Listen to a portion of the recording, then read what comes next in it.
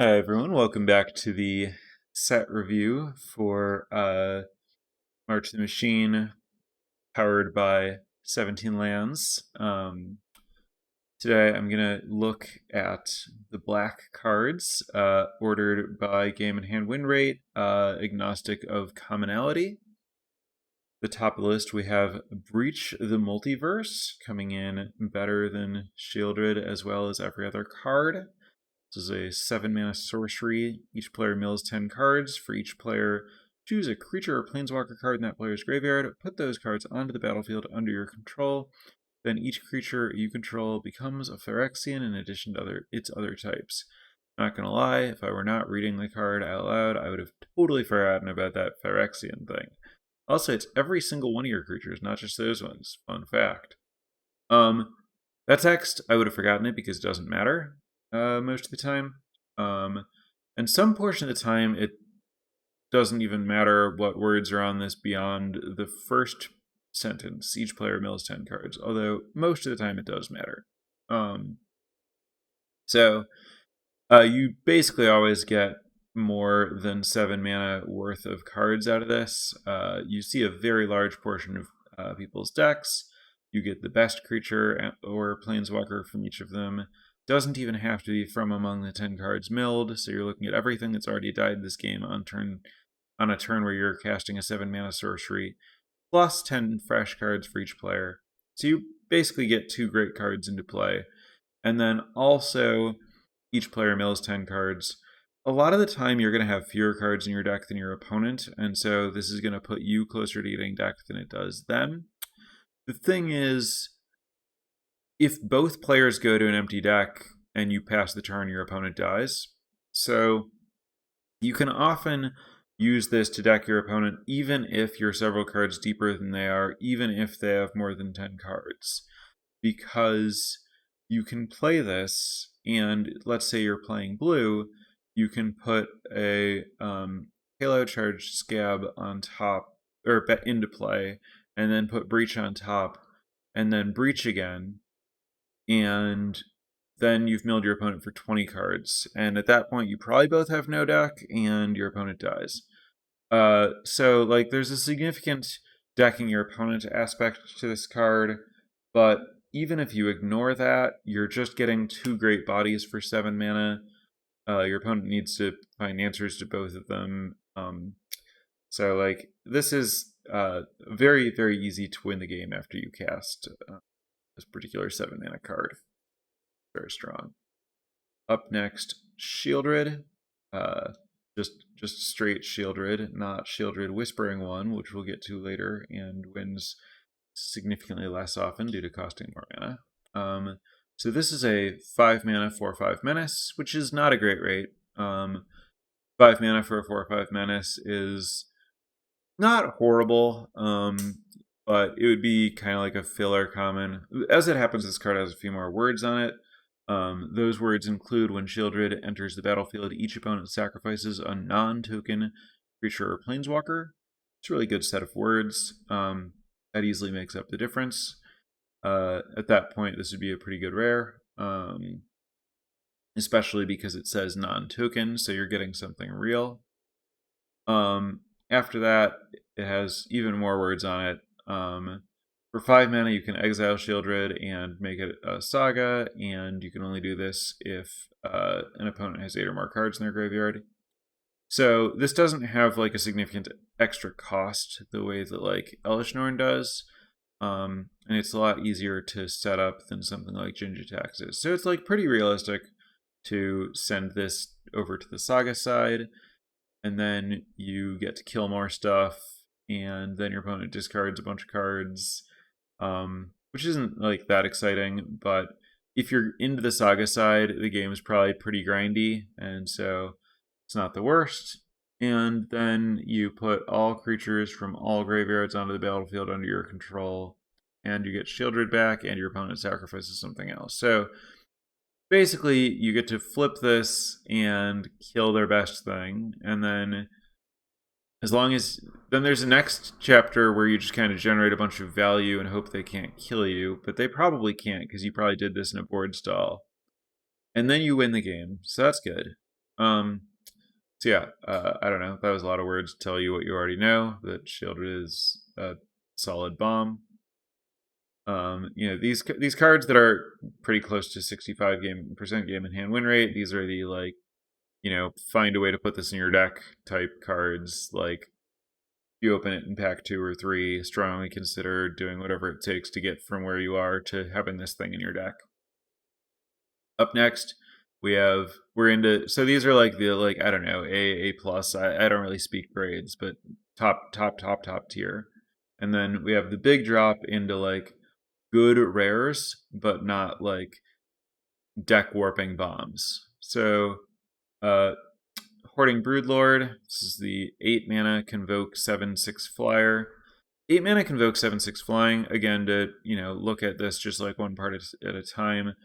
So this is like 2 more mana than realistically this is 1 more mana than the Red Dragon that is a 4/4 flying haste. So 1 more mana for +3/+2, but you lose haste. That's difficult to compare, but likely slightly better. I don't know. It's close.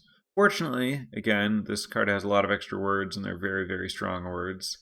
So you get to search your battlefield for any card in exile face down, and then you can play it from exile. I'm not. Oh, right. So like, yeah, this is basically just straight up tutor. It's slightly better theoretically because like the card can't be hit by things that look at your hand, like Traumatic Revelation or Invasion of Gobekon. And then also spells you cast from exile have Convoke. Mostly that's just going to be the thing that you found with this. Every now and then it might do something else, but really you're just tutoring for a card and giving that card Convoke. All that stuff is nice, but really this is just a giant dragon that is also a tutor, and pretty easy to cast due to Convoke. This one's pretty straightforward.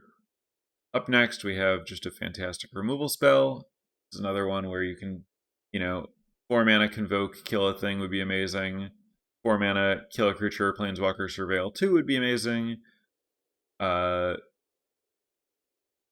If this didn't have the Surveil 2 or didn't have the Convoke, it would be good either way. Like, I guess it would be, probably slightly worse than Deadly Derision. Like, more splashable, but you'd, rather have it be a little bit harder to cast and get a treasure. But anyway, you get all of it, and so this is just like, I don't know, top tier removal spell. Shieldred Whispering one. So this one has the significant drawback that it costs 7 mana, like Breach the Multiverse. But unlike Breach, it's a single card that they can theoretically kill at instant speed or whatever, and then you don't get to do any of its stuff. But if they don't kill it at instant speed, your opponent sacrifices a creature, and then you're in pretty good shape. If they don't kill it at sorcery speed, you get a creature back, and you have a 6/6 Swamp Walk. This is the kind of thing where, like, if your opponent can't kill it at instant speed, they're behind. If they can't kill it at sorcery speed, they're pretty close to conceding unless they somehow have you dead, like, to an attack right then, because things scale out of hand really, really quickly with Shieldred Whispering 1 in play. Next, Invasion of Fiora. This is a 6 mana Wrath that sometimes lets you keep something if your opponent, if you have better legendary or better non-legendary creatures than them, which might mean you have and they don't. The best case scenario, of course, is you use only one of the 2 modes, not the other, and then the creatures that you keep from the mode that you didn't use immediately attack and flip Invasion of Fiora. And then the card that you get on the backside, Marchesa, Resolute Monarch, is actually fantastic. It's a 3/6 Menace Death Touch. So they have to double block it to block it, and it has Death Touch, so it kills everything they block it with. And they need to block it with, like, decently large things, because it has 6 toughness. And then also, whenever it attacks, it removes all counters from up to one target permanent, meaning that it can just flip any battle when it's declared as an attacker. Don't even need to attack the battle. And then also, at the beginning of your upkeep, if you haven't been dealt damage since your last turn, draw a card and lose life. And like that's pretty nice bonus text. So this is not like just a wrath. Oh, it also just kills incubators. Yeah. So this is not just a wrath. It's a wrath that is a battle, and the battle only has 4 loyalty, and the backside is an extremely strong creature. Like a creature I think you would happily pay at least 6 mana for. So, yeah, I don't know. This card to me feels pretty close in impact to Sunfall. It has the downside that it costs 1 more mana. I think is the biggest reason that Sunfall does so much better than Invasion of Fiora.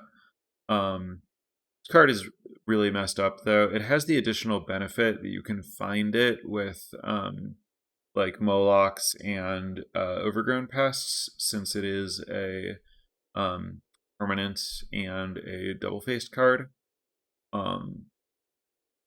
I guess it has the downside that it can be countered by Assimilate Essence, but yeah, really, really good.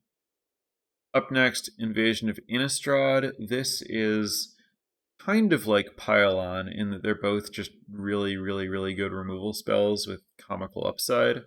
So this is, 4 mana kill a thing, more or less, just exactly that. But then you get this 5 loyalty battle, or 5 defense battle, and if you flip the battle, you have a very large advantage. Getting 2 2/2s is really good, but then the fact that you can exile cards and graveyards for more 2/2s means that you become very good at grinding. If your opponent has to trade creatures with your zombies, you get more zombies. Deluge of the Dead is just very, very strong. This card is great.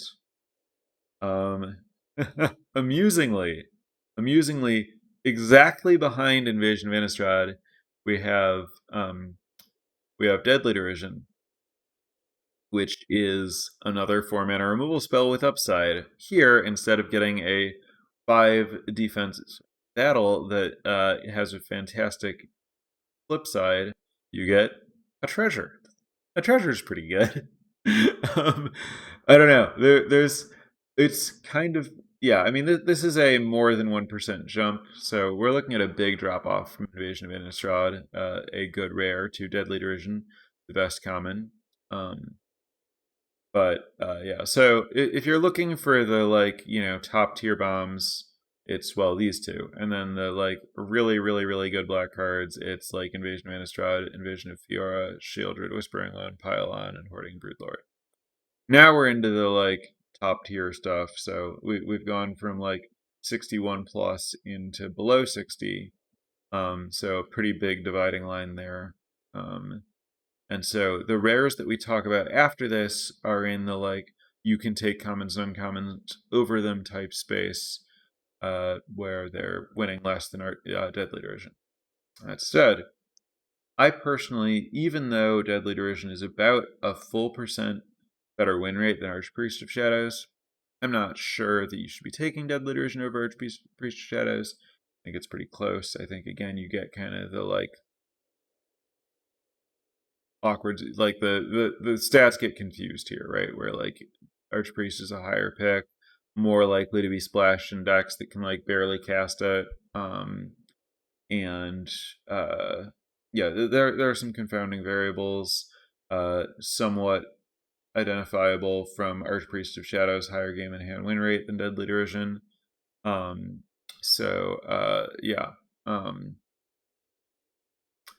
I'm soft team Archpriest in terms of which one of these should you take first pick, first pack. Anyway, Archpriest is a 5 mana 4/4 backup 1 death touch.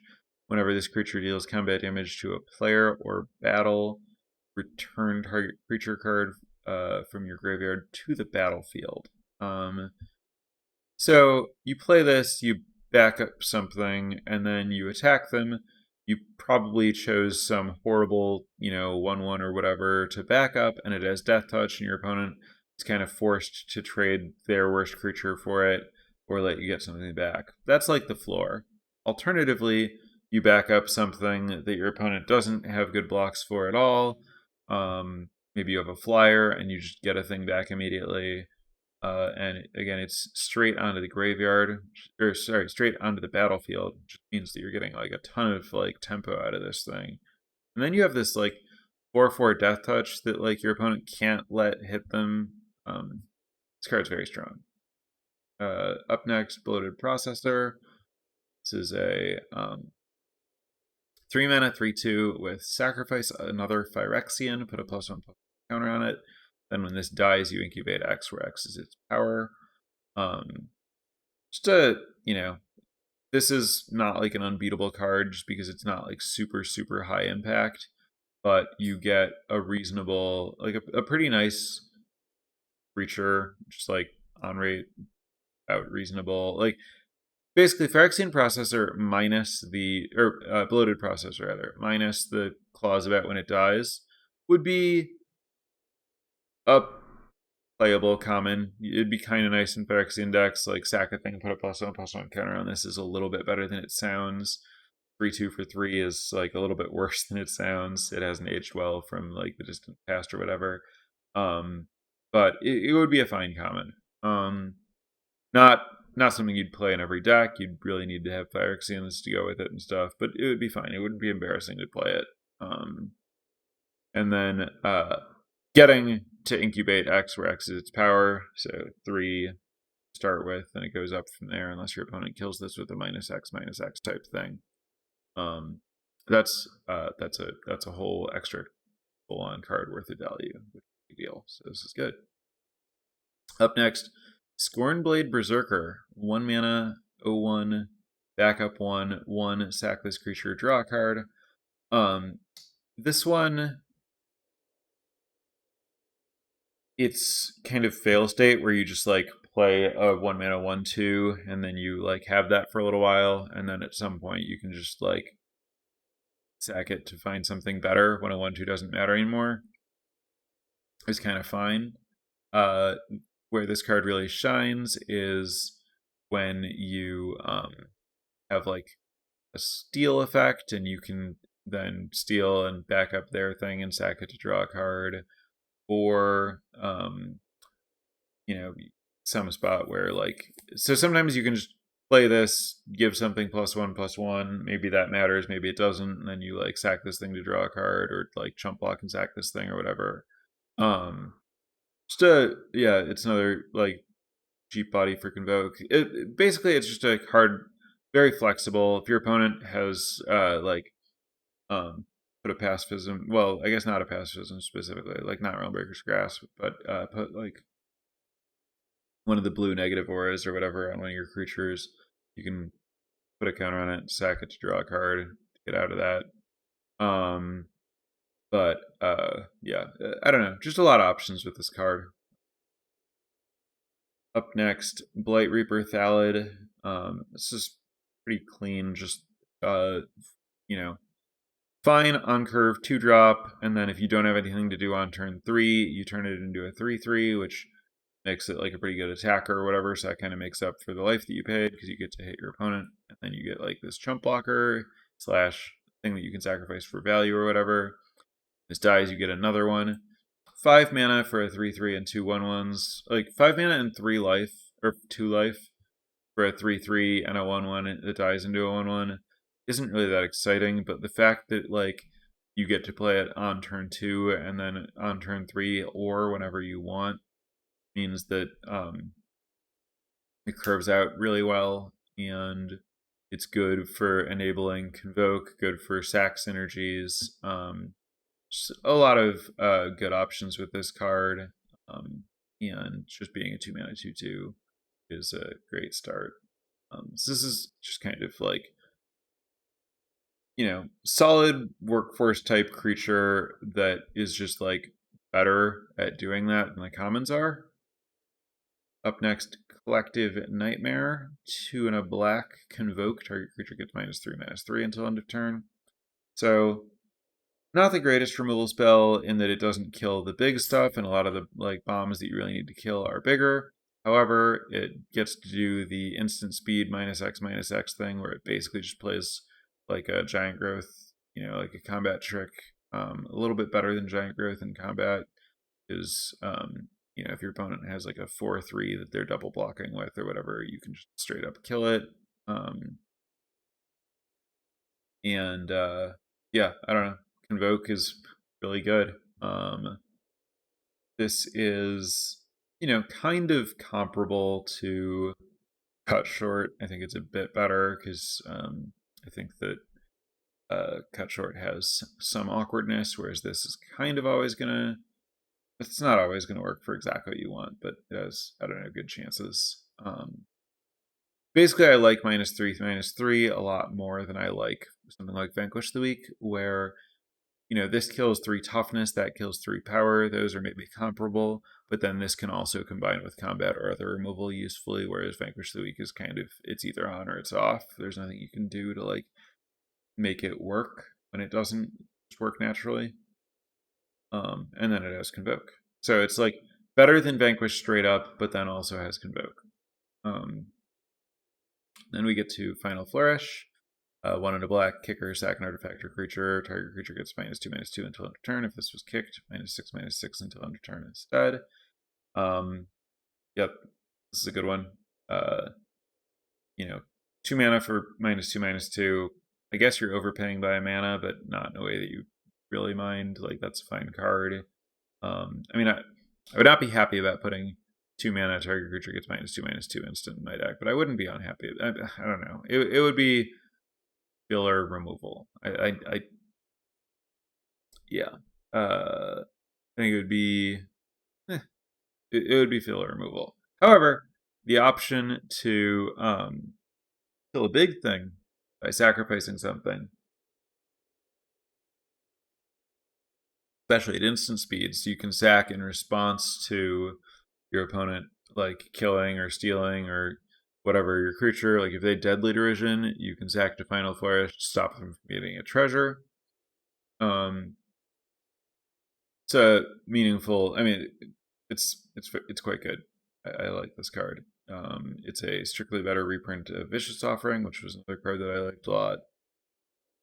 Up next, Grafted Butcher, 2 mana 2/2. When it enters the battlefield, Phyrexian creatures you control gain menace until end of turn. Also, other Phyrexian creatures you control get +1/+1, regardless of whether this just entered.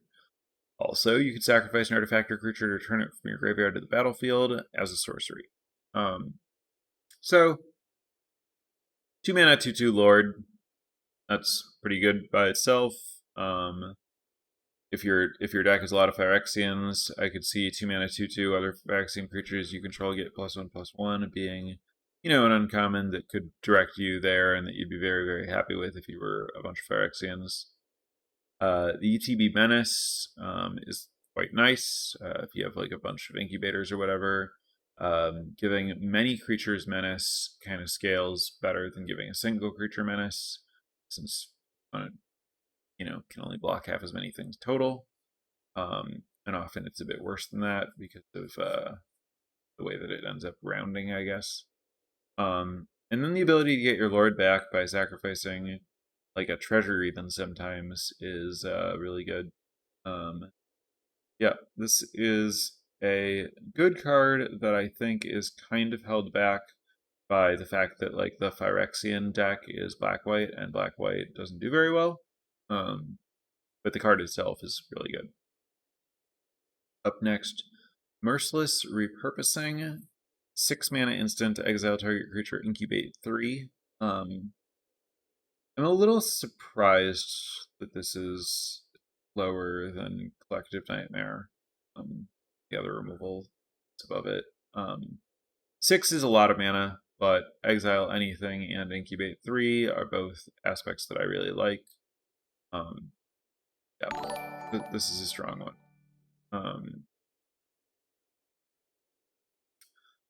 Up next, Nizumi Informant. reprint of a card that has existed many times and is usually pretty solid. When Nezumi Inform enters the battlefield, each player discards a card, 2 mana, 1/1.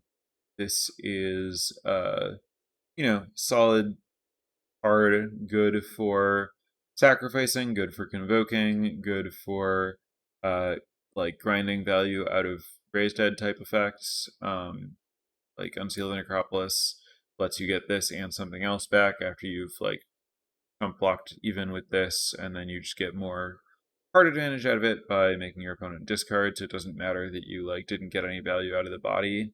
You just like get to get back another, your opponent discards a card spell with your Unseal the Necropolis, which is the next card we're going to be talking about.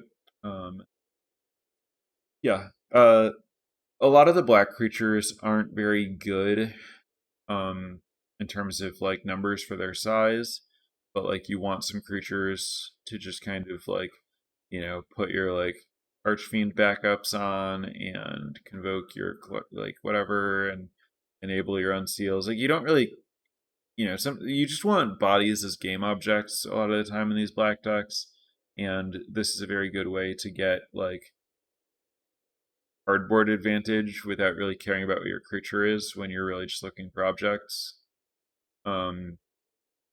Up next, Unseal the Necropolis. 2 and a black instant, each player mills 3 cards, then you return up to 2 creature cards from your graveyard to your hand. I really like this card. The fact that it like helps dig and find more stuff. You can combine it with some cards that let you cast it a lot of times. Sometimes that lets you end up decking your opponent or turning on your 8 cards in the graveyard stuff. When you have ways to loop this, it kind of gives you very good inevitability. Primary way being Pillar Charge Scab, backup way being Oracle of Tragedy. Unseal is a card that I really strongly prioritize having the first copy of, and drops off a lot for me after the first copy. I think it's fine to play 2, but not a priority, and I would very rarely play 3. Unless you're like a dedicated sack deck or whatever. But in small numbers, I love this thing. Up next, Ichor Drinker. I've been a pretty big fan of Ichor Drinker. I still play a decent number of games of this format where curving out just feels like it matters a lot. Just someone gets like far behind and like they can recover, but it's difficult. And this can give you a pretty big life buffer, and then also some good object advantage if you have like a way to use this body, sacrifice the body, equip, makes it relevant or whatever, then it dies and you get another object. Really, really good. Just, cog in sacrifice and convoke decks.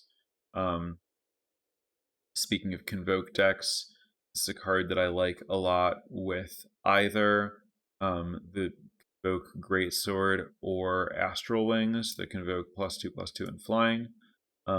Both pretty good ways to take advantage of this being a 1 mana body for convoke stuff while like making it relevant.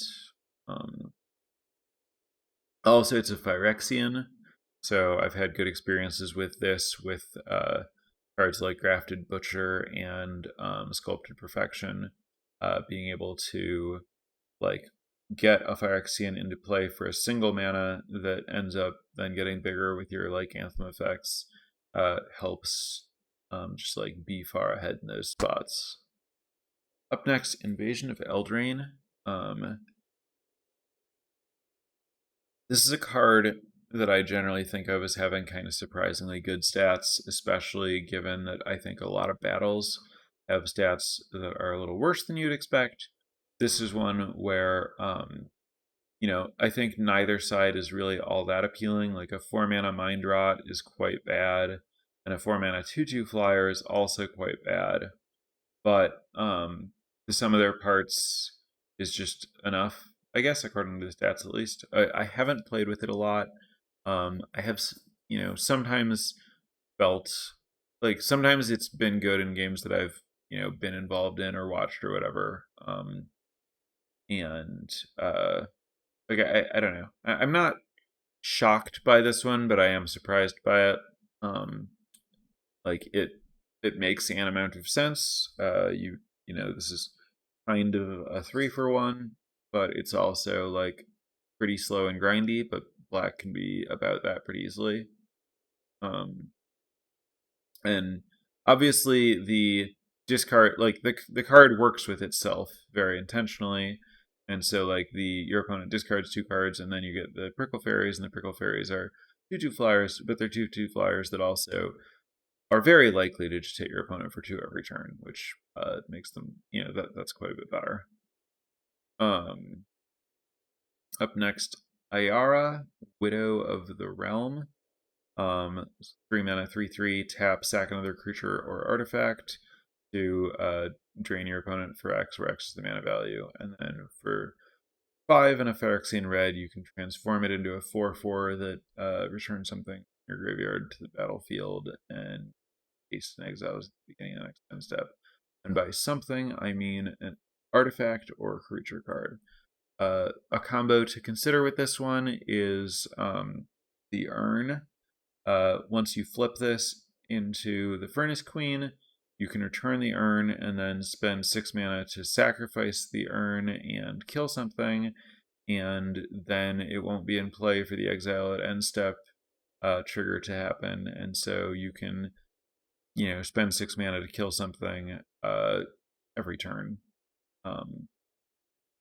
So random little interaction to look out for with this card, but a lot of the time I think you end up kind of not wanting to flip this because you lose the tap ability, and the tap ability kind of gets better in the late game, and so you'll be in a spot where you're like in the mid game and it's not really clear which side of IR you're ultimately going to prefer over the course of the game. Like the back is going to let you push damage one way, the front lets you push damage another way. So I don't know. That part ends up being a little weird. Overall, this is 3 mana, 3/3. Like, it's clearly good, but also not great. It dies to removal, obviously, whatever. But it does die in a way where you're like down a mana, right, to like Volcanic Spite. And there are some, like, it's just hard to know how often you're going to be in the spots where the abilities are good. Like, some games it's great, a lot of games it's just a 3/3 for 3 that's a little bit hard to cast. Up next, Render Inert, 3 mana sorcery, remove up to 5 counters from target permanent, draw a card. This thing largely has the modes flip a battle, draw a card, or kill an incubator token, draw a card. Sometimes it removes some backup counters. You mostly want to play this card if you have a couple battles, and you mostly don't want to play it if you don't have battles. And it'll generally be awesome when it flips a battle, and you'll be happy with it if your opponent happens to make like a 3/3 or larger incubate token, and you'll be pretty sad if like you can't even find a way to kill a 2/2 with this. Up next, Vanquish the Weak. Destroy target creature, power 3 or less. I think that this card gets played a little bit more than it should. I often see it in decks where I would not, where I wouldn't play it, but it's fine.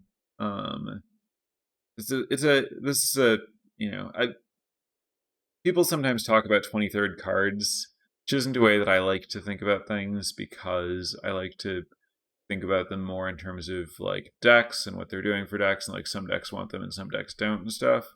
But like Vanquish is about as 23rd card as it gets for me, right? Like it's not really like some decks want it and some decks don't.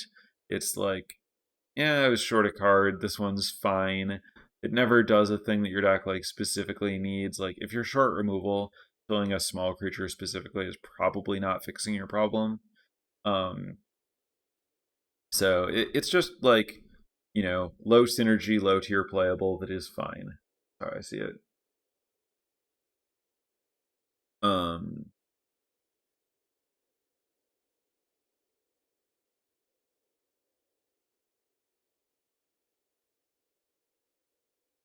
I'm confused by a question about why Flourish is doing better than Deadly Derision. And I'm confused because Deadly Derision better than Flourish, so I don't know what that's about. Um,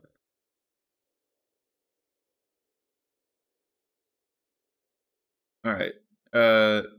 Up next, Timurit, chosen from Death.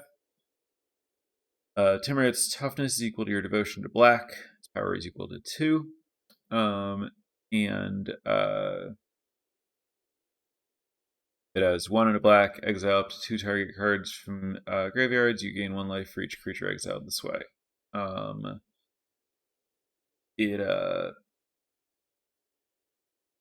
It's not as good as it was in Theros, because in Theros, the escape mechanic existed, and attacking graveyards was huge.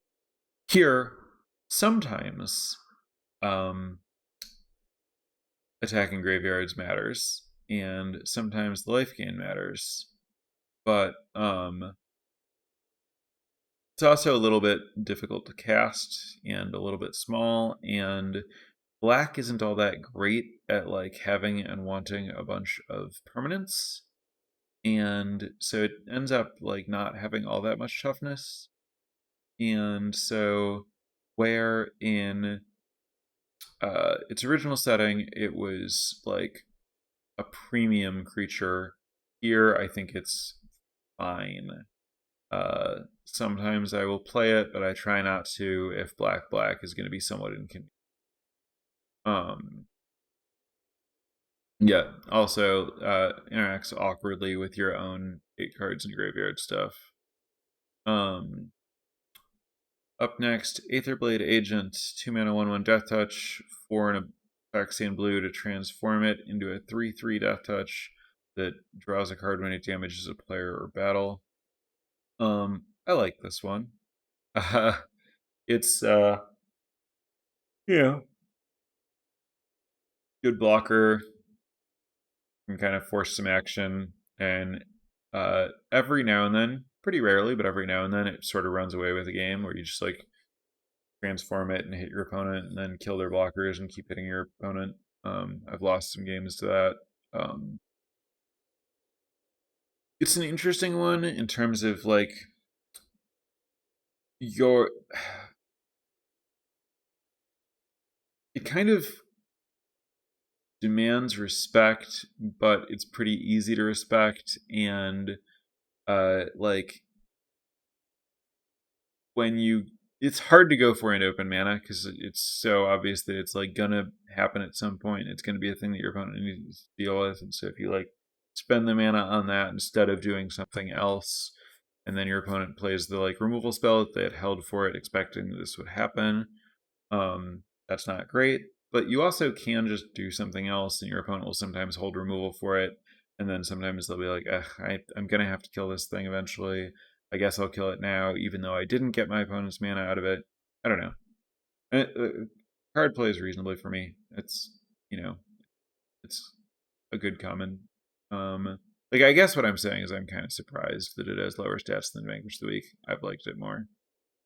Up next, Skitterix the Blight Dragon, 3 black flying infect, gets haste for black, regenerates for black.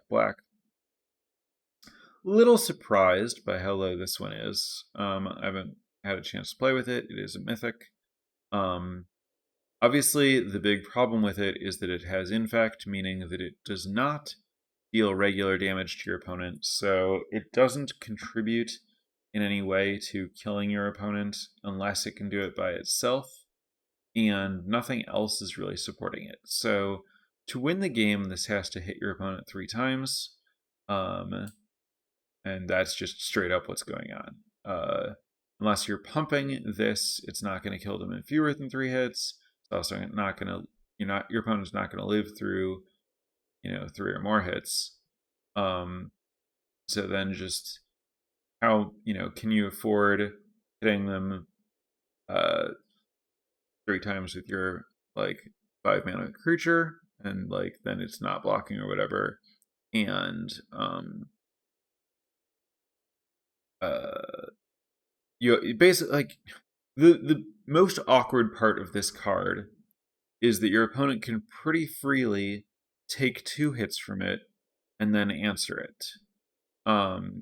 So if you're trying to race or something, and your opponent gets to use their mana the way they want to before needing to use their mana on a removal spell for this, and they get the benefit of knowing that they have a removal spell for it while you don't, and you might be planning out some kind of race, and then when this dies, you haven't made any progress and you're in a lot of trouble. So that's kind of the narrative about what's happening here that makes this have worse stats than you might expect this same card without Infect to have, for example. It does, block very well in that it shrinks your opponent's creatures when it blocks, and it can regenerate. That said, I don't think that blocking is what you're usually aspiring to do with your 5 mana 4/4 flyer. And then it regenerates, but black to regenerate is not trivial to have access to. You're probably not going to be able to regenerate this the turn you play it, and then you don't really want to hold up mana for it because, well, you already gave your opponent a window to kill it and they didn't, and so they probably don't have a removal spell for it, except maybe they do have a removal spell for it because they can ignore it for a while. So I don't know, it's a weird one. Also, this suffers somewhat from being taken too highly, played in the wrong spot, etc. So this is probably, if you're in black, you should play this over these cards around it, right? It's probably actually better than this stuff that people don't have to spend picks on. I would not read this stat as saying don't play Skithiryx. I would read this as saying, you probably shouldn't take it most of the time that you see it, because I think a lot of players are going to interpret Mythic Dragon as a bomb when this is probably actually more closer in quality to I don't know, Nezumi Informant. Anyway, that's Skithiryx. Up next, Gift of Completion.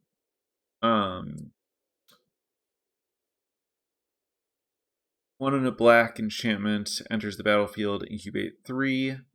Whenever a Phyrexian you control dies, surveil 1. This card, I think, is... Without looking at the stats, I was about to say this card and Traumatic Revelation feel like more or less the same card to me. They're both 2 mana to incubate 3 with small upside. Gift of Completion, you get this enchantment that lets you surveil sometimes. Traumatic Revelation, you get to see their hand, and then you can also decide to not have the incubate and instead take one of their creatures.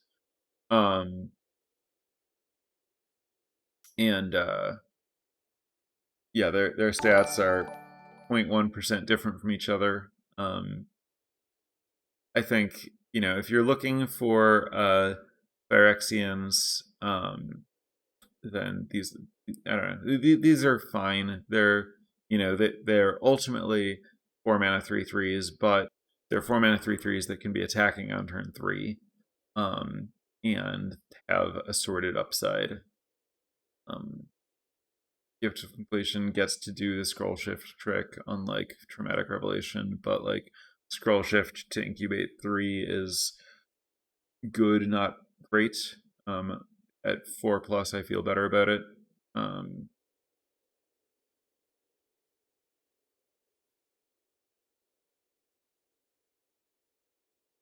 Oh, can Skithiryx not attack battles? Deals damage to players in the form of -1/-1 counters, and to players in the, or deals damage to creatures. And no, I think this can attack battles.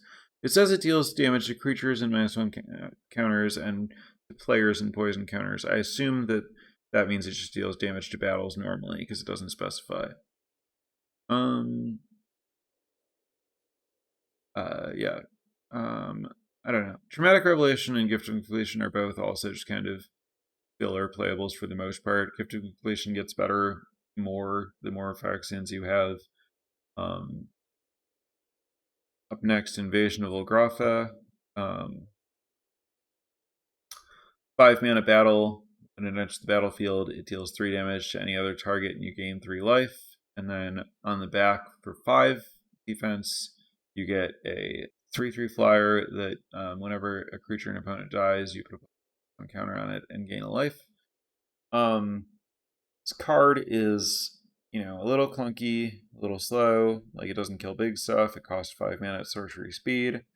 It's not trivial to flip, but I don't know. I don't mind it. I don't think we're into bad cards by any means yet. We're just into, fine cards that you can play or cut depending. Up next, Phyrexian Gargantua, 6 mana, 4/4, ETB, lose 2 life, draw 2 cards, or draw 2 cards, then lose 2 life.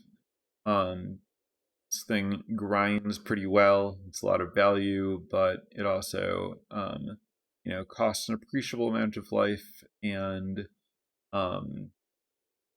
doesn't, it's not the best body for 6 mana. Pretty awkward if you're like getting attacked in general. Pretty great in like mid-range grindy games. I suspect that if you're playing best of 3, this is a card you should think pretty hard about siding out. Also a card that if you're not playing, you should think pretty hard about siding in.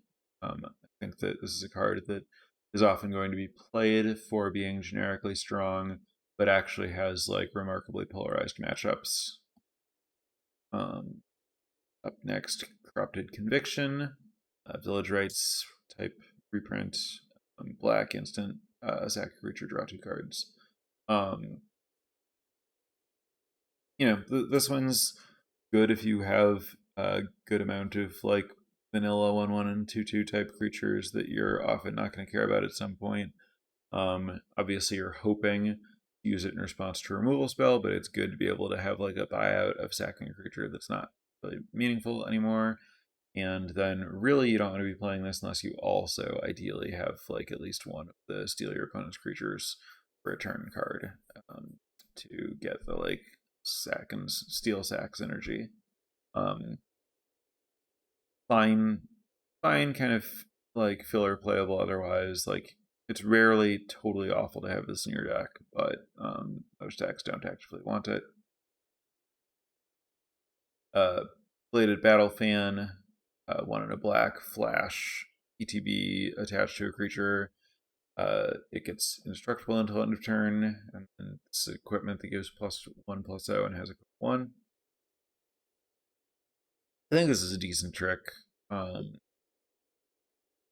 It's not very expensive, and it's like kind of beats / doesn't lose to other combat tricks. And then like the residual equipment that you can move around is kind of nice. I don't know. This is, I often end up not cutting it because it's just kind of situational and whatever, but I haven't been unhappy with it when I've drawn it. Gloomfang Mauler, 5/5 Swamp Walk, back up to Menace for 7. This is to me kind of like a generic land cycling creature. I like it if I have like some graveyard recursion, because then I can cycle it early to set up my graveyard recursion, and it's a meaningful body to get back late. I like it in particular with like Invasion of Amonkhet as sort of graveyard recursion, because the backup 2 means that you get like more stats than 4/4, which Amonkhet's like bad at doing otherwise. Um, it's kind of nice if you have battles in the like backup ability, giving one of your other things menace is good at threatening battles, but it's 7 mana, so that doesn't come up a lot. Um, I prefer not to play this card unless I am going to have bad mana if I don't play some land cyclers, or I have like reasons to want a creature in the graveyard. Um, I don't love just like playing this in a generic deck as like, hey, I get top end or a swamp. Isn't land cycling great? I think land cycling is medium when you don't need it for fixing. Up next, Dredger Cycler. This is a grizzly bear. You can tap it and sack a creature and artifact to drain your opponent for 1. You very rarely care about that unless your goal is just to get something sacrificed. Basically, this is a card that you play if you need another sack outlet for your Furnace Rains, and otherwise you don't play. Roby Death's Wail. I'm a little surprised that this is as low as it is. This is a 5 mana 4/4 flyer. Whenever a creature becomes the target of a spell or ability, destroy that creature. It has the downside that if your opponent has literally any targeting thing, they can just kill it immediately. Like if they have a pump spell, that pump spell is removable for Hirobi. However, also, you can use your backup creatures with this to kill things, though again, that means any backup creature your opponent has when you play Hirobi, they can just use to kill Hirobi. But you get to like draft knowing this is happening. And then, yeah, it's particularly good with War Historian, I think is the name of the red 1/3 haste that taps to give something haste.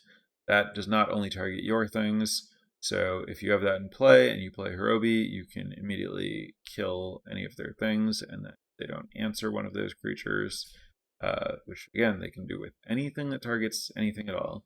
But if they don't, then you just get to kill their best thing every turn. So, yeah, I don't know. I think that like the ability to draft around this means that you can do some pretty nice stuff, but you do have to watch out because it is 4 mana and dies very, very easily. Up next, Etched Familiar. This is, again, filler type creature. 3 mana, 3/2. When it dies, each opponent loses 2 life and you gain 2 life. Interesting, incidentally, about this card to compare it to like the vampire, like the 3 mana 2/3 ETB, drain your opponent for 2, that like wildly overperformed in AFR. Just to note, like, oh wow, all this is flipping the power and toughness and flipping it from ETB to dies, and it goes from really good to pretty bad. Dies is a lot worse than enters the battlefield. You're not guaranteed that it's going to happen. It's a lot harder to make happen multiple times. It doesn't happen right away. And 3/2 isn't really appreciably better than 2/3. They're pretty similar. So Phyrexian, when you're looking for that, it's like some drain if you're trying to like, but it's just hard to be like, my deck is about combining Dredge Recyclers and Etched Familiars and draining people out because the cards just aren't that good. Up next, Consuming Aetherborn, 4 mana, 2/2 backup 1 lifelink. I kind of like this one. I like to have access to life gain in some of my decks that are playing longer games.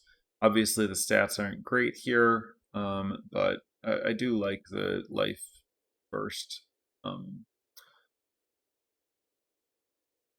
But I don't know. It's not generically good for all decks or anything, but I'm not terribly disappointed to be playing one of them just to have access to that kind of thing. Up next, Completed Hunt Master. Coming in at really bad stats, which continues to surprise me. This is a 3-mana 2/3 with 1 untap, sack another creature artifact, incubate 3. Now, I've previously had a discussion about how it can be that this stat or that this creature performs so badly despite my liking it and having good experiences with it, where I think that I play decks that are a little bit more likely to want to block and not want to attack. If it's my plan anyway to have a 2/3 that isn't attacking, then the fact that this taps to use doesn't really hurt me, and I get to represent its ability is important because the ability really wants to be used at instant speed and to be able to react to stuff. Whereas if you're trying to attack and you have this 2/3 that doesn't do that well, and you can't make good use of it's very easy to play this in the wrong kind of deck and to not get a lot of value out of it. I still think that I've had good experiences playing it. I think that it's wildly better than these stats suggest. I'm a completed Huntmaster apologist, even though its stats are quite bad. Up next, Floating Gorilla, 3-mana 2/2 flyer. So it's a Windrake, but when it dies, each player mills 2, then you can exile this to put a creature or battle from your graveyard on top of your library. This is a good Windrake format, in that battles exist and Windrakes attack them well. That said, this is a bad Windrake format in that it is a set that was printed in 2023, and there has been a lot of power creep from the days when Windrakes were playable, and Windrake is a really bad baseline. That said, if you have a bunch of battles and you're looking for flyers to attack them, this can do that while also giving you this text that's not, it's difficult to evaluate, right? Because it's not really, you don't get a card, you do get to rebuy a good thing maybe. So I don't know. Obviously, the net package here, according to the stats, is unimpressive. I don't think I've ever put a Floating Gorilla in my deck, but I could imagine doing it and not being totally unhappy about it. Up next, Etched Host Doombringer. 5-mana 3/5 ETB, your opponent loses 2 life and you gain 2 life, or choose a battle and either make it harder to kill by 3 if your opponent's trying to kill it, or remove 3 counters from it if you're trying to kill it. I don't know. 5-mana body. You get, kind of close to 5 mana worth of value out of it, but you don't really want 5 mana common bodies that don't do a lot. Not a disaster to have to play this if your deck's lacking, 5 drops, but it's weird for a deck to really be missing 5 drops. And it's just kind of, I don't know, very, very medium. Up next, Ayara, first of the Locktwain. Obviously, the issue with Ayara is that it costs triple black. Triple black isn't easy to come by on turn 3. If you're playing mono black, great. This card's going to be pretty good for you and you should play it. If you're playing 10 or fewer black sources, I'm not really convinced that the upside here is worth the number of times that you're not going to be able to cast it. I think the low win rates are a combination between people going out of their way to play mono black when they shouldn't and it isn't good, and people putting in decks that can't cast it quite reliably enough. Up next, Nizumi Freewheeler. 4-mana 3/3 menace. When it enters the battlefield, each player mills 3, and then it transforms for 5 into a 4/5 menace that gets a 2-drop back from either graveyard. Notable that you can do this. Sorry, by a 2-drop I mean a permanent card with mana value 2 or less. So this actually can get a land as a fail state. But yeah, this can get from your opponent, something to look for. And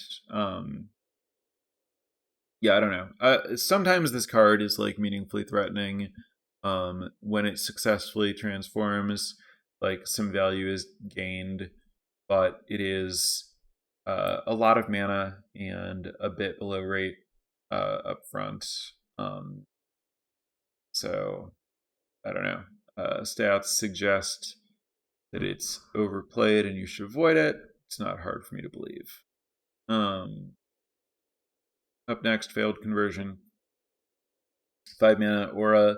Their enchanted creature gets -4/-4 when it dies. Surveil 2. Yeah. 5 mana conditional sorcery speed removal is pretty bad baseline. Surveil 2 is not enough to make up for it. There are some decks that like have good access to permanents and want to not be playing non-permanents. Like if you have a lot of Molochs and Seed of Hopes, I could see this being a thing that you want somewhere in your deck. But for the most part, this is just too clunky. It's the kind of removal spell that's basically always guaranteed to trade down in rate because it doesn't kill big creatures and costs a lot of mana. And it's sorcery. Mirrored and Avenged.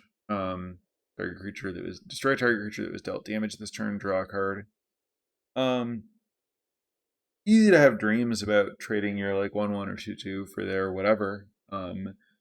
But you end up with this card like stuck in your hand for a long time, waiting for that to happen. And sometimes you just can't line it up so that it does. Like it's gonna be good most of the time that you can cast it, but like the opportunity cost of just like having this thing in your hand and needing to leave up mana to like wait for the right spot means that it's just functionally dead too often. Glistening Deluge, 3 mana to give all creatures -1/-1 is just not very good. Might kill some of your stuff, not guaranteed to kill much of your opponent's stuff. Green and white creatures get an additional -2/-2 is where this card becomes reasonable, but stats make it pretty clear that this one is a sideboard only kind of situation for the most part. Up next, Tenured Oilcaster. I mean, it's a 4-mana 2/4. I don't know what you want.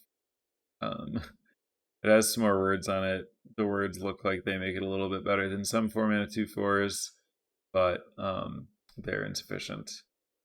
Up next, Ichor-Shade. I've played some Ichor-Shades. 3-mana 2/3 at the beginning of your end step. If an artifact or creature is put into a graveyard from the battlefield, put a +1 counter on Ichor-Shade. It's very slow to grow, and not trivial. It takes a lot of work to like set this up to grow reliably. I think that not worrying about how to maximize this one is probably your best approach, and to just generally not play it. I can't promise that I'll never put it in a deck again, because I think that, you know, if you have like a beat stick or two, you know, there might be ways to like make something happen, but I don't like look to do that, please. Up next, Yargle. 3 isn't a lot of top 5 mana. Yargle is best in decks that have ways to give it evasion or a lot of removal. You probably shouldn't play Yargle. Up next, Sizen Perverter of Truth. 5 mana for a 6/5 that gives your opponent 2 cards in their upkeep. Then if they answer it, you dealt 2 to them and they drew 2 cards, and you played a 5-drop and it got killed and you're way behind. If they don't have a removal spell for it, then you get to lose 2 life and draw 2 cards. I guess you've kind of done it at that point, in that you're not tragically far behind. You're also not really ahead. Card's bad. Don't play it. And that's black. I will be back probably tomorrow for red. That's it. That's what I have to say about this one. See you then.